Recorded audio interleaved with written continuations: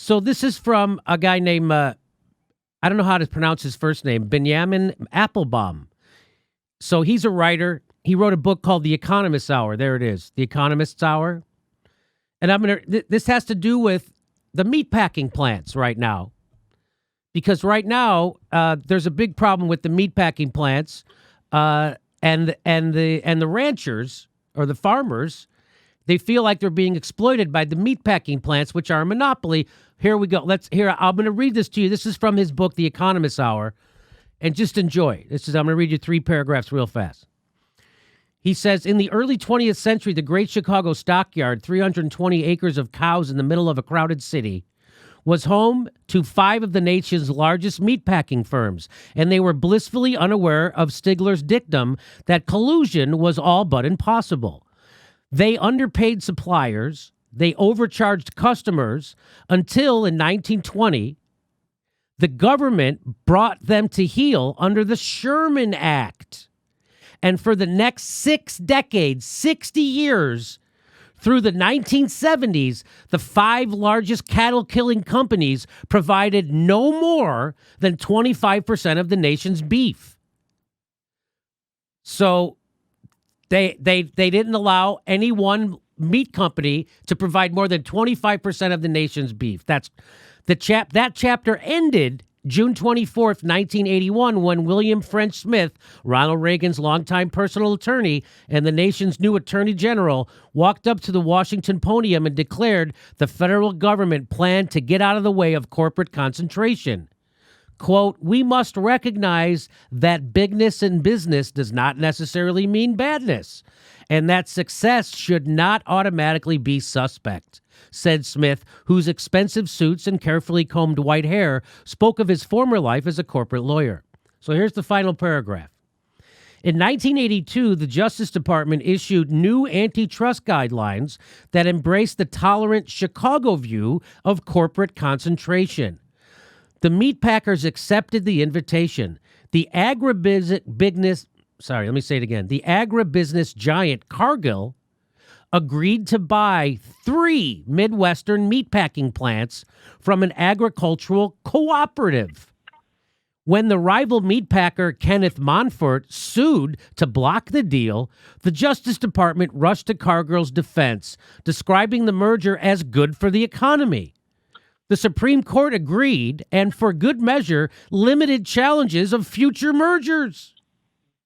Montfort promptly sold out to another agribusiness giant, ConAgra, and by 1992, the market share of the top meatpacking firm was 71%. So what that shows you is what Ronald Reagan did was he came in, got rid of the regulation or stop enforcing the regulation that made sure we had competition in the meat business. And then because of Ronald Reagan, they got rid of that. And now the meat business, 71% of our meat is provided by one company. And now here's what I saw Fox News there's a problem happening because of this right now. And here's what Fox News has to say about it. Well, Neil, as the beef production has slowed down, you end up with an oversupply of cattle in line to be processed, and the price goes down. Meantime, there's less beef getting to the grocery store. There's the fear that it might run out altogether, so the price goes up. And now you have cattle ranchers asking the federal government to investigate whether the meat packers are taking advantage of a crisis to turn a profit. With production slowed at the meatpacking plants, cattle are backed up, and the price is down. So basically, what's happening is meat packers are raising the price of their beef that they send to your supermarket, but they're paying less for it because there's less demand right now because of this global shutdown. So, and right now, the meat packers are basically a monopoly. At the end of that report, he's going to tell you that some like 80% is controlled by one company. So, here's what he prescribes. This is the guy who wrote that book, Applebaum. He says, when the Reagan administration decided to stop enforcing the nation's antitrust laws, it started by allowing the consolidation of the meatpacking industry. seems as good a place as any to resume the enforcement of the nation's antitrust laws. What do you make of this, Dylan? I mean, listen, you have Matt Stoller on. Matt Stoller wrote that book, Goliath. The monopoly issue is really probably the most significant economic issue of our time, not just in meatpacking, but it's the reason why we pay too much and have miserable experiences with the telephone companies. Bill Clinton deregulated that. It's the reason why we have miserable experiences with the few airlines and the way that they function and coordinate with each other to abuse all of us when it comes to flying. It's the reason why the banks control everything. That you can go through almost every industry, maybe not to the absolute extreme of meat to 80%, but it's not far off of that from 1 to 4 players. And that monopoly position, look at Amazon, it was the ultimate monopoly. Look at Facebook, another ultimate monopoly. Look at Google, another full platform monopoly.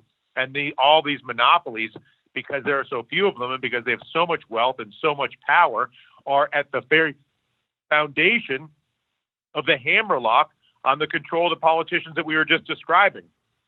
If you were going to do one thing in this country, you would break up the monopolies, not just the meat monopoly, not just the digital monopoly, not just the financial monopoly, but also the political monopoly. And the political monopoly can be easily broken with something like ranked choice voting. Okay? Just forcing everything into a ranked choice voting architecture would meaningfully diminish the power of both the Democrats and the Republicans. And just using the antitrust enforcement mechanisms would meaningfully reduce the influence of the banks, the digital companies, the meat companies, et cetera. I fully agree with Applebaum. I fully agree with Matt Stoller. And if I was to point you to one, if you were to say what is the number one issue in America, in terms of, because what's the number one thing that drives business behavior across the board in one word? Profits? And the answer is leverage. Oh. Leverage. I tried. Right? He or she who has the leverage controls the outcome of the transaction. No one has more leverage than a monopoly. So does the AOC and the squad fall into line? Because Nancy Pelosi has all the leverage. Why do all the Republicans go along with Donald Trump? Apparently Donald Trump has the leverage.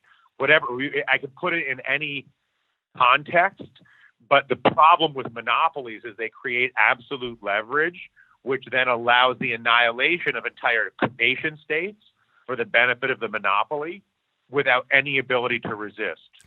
So I'm watching a documentary by Ken Burns right now called The Roosevelts. And Teddy Roosevelt, who was actually a Republican but was a progressive, he came along and broke up the trusts. And where is Teddy Roosevelt today? I thought Barack Obama was going to be Teddy Roosevelt. Is that what we need, or do we really need more than that? Yeah, it is. Yes.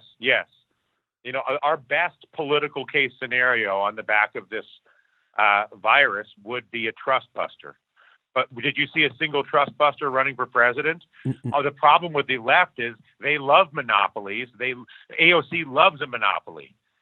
Bernie Sanders loves a monopoly. They want total centralized control of all jobs, all housing, all education, everything, right? The problem with the progressive left, and the reason I so vehemently disagree with them and find them they make my skin crawl, is because they believe that if only the right person, if only a good guy or a good girl had all the power, then they could fix everything. And anybody who believes that if you just had the right person in charge of the monopoly, if AOC was just making the decisions for everybody, we would be okay. No. Any monopoly architecture is a recipe for total destruction and abuse. And we have not yet seen that person run. But I'm hopeful that you will see a trust buster emerge in the political sphere. In fact, that could be one of our great hopes. But again, I wouldn't hold your breath. But it has happened in the past. It happen again. Boy, do we need everybody should watch that Roosevelt documentary. It is unbelievable. We're just getting into FDR. But I would say that's a reason for hope, right? I mean, because there was a time when this country was in the stranglehold of Carnegie and Rockefeller and all those characters, and now it's in the stranglehold of Bezos and the Google boys and Jamie Dimon and the bankers and all that. Well, look. That if you were to, again, put it in one, if you were to identify the single biggest issue in America, it is the monopoly, political and otherwise. And I just want people to keep this in mind too when they do the lesser of two evil voting, or when they put all their energy into electoral politics and emotion. Who passed the Clean Water Act? Richard Nixon. Who passed the Clean Air Act? Richard Nixon. Who started the EPA? Richard Nixon. Who did OSHA? Fucking Richard Nixon. Did he do that shit because he was a progressive? No. He did that shit because people got in the streets and made him fucking do that shit. That's why. And we still had a media in this country, a news media that wasn't owned by 15 billionaires, which is what we have now. We have, just like Dylan was talking about, the Goliath, the concentration of power, monopoly power. There are 6 media companies in this country. 6 media companies. Which is why I can outdo MSNBC and CNN and the Washington Post on a daily basis. Because they suck so hard that I can outdo them in my fucking garage. It's true. It's 100%. I can't disagree with you, James. 100% true. 100% true. All right. Well, ask him the question. I feel like we ended on a happy note this week. I think we have the monopoly issue. I think is an essential, a foundational issue. I think that a lot of everything we're talking about is a function of a lot of monopoly economic or monopoly political issues, and I think that part of the reason people feel so helpless is because when the counterparty has all the leverage, there's nothing you can do, which is why people then stop voting or move to over social unrest. So I have a question for you. This is from our fan, the Big Red Bear. He says, I've asked Jimmy before, but I really want to ask Dylan Ratigan. The United States seems like it has tons of the same problems that the old USSR had. A political system incapable of reform, with incompetence and malice in huge measure. How can this not end in collapse? That's the question to you, Dylan. Yeah, I think I don't know how it doesn't end in collapse. The only way it doesn't end in collapse is with some sort of a trust buster, Teddy Roosevelt type. The parallels between the USSR and the USA are extremely close in the sense that both are functioning through a massively consolidated, corrupt monopoly power base. And any country that functions with a massively consolidated, corrupt monopoly power base is destined for collapse. So doesn't someone like Bloomberg, I mean, I know he's the oligarch. He's one of the richest guys in the world. He's worth $60-some billion. But doesn't he know, hey, we better give some money to I mean, it's like what FDR said. We have to give them some of our money or they're going to take all of our money. How does no one... That's what I was saying about Leon Cooperman was saying that just the other day on CNBC. Oh, really? Yeah. And what did they say back to him? Next question. Yeah. Hey, this is the part where I tell you where our live shows are, but there aren't any. And then I would tell you to go join our premium, but nobody has a fucking job. So why don't you just enjoy the video?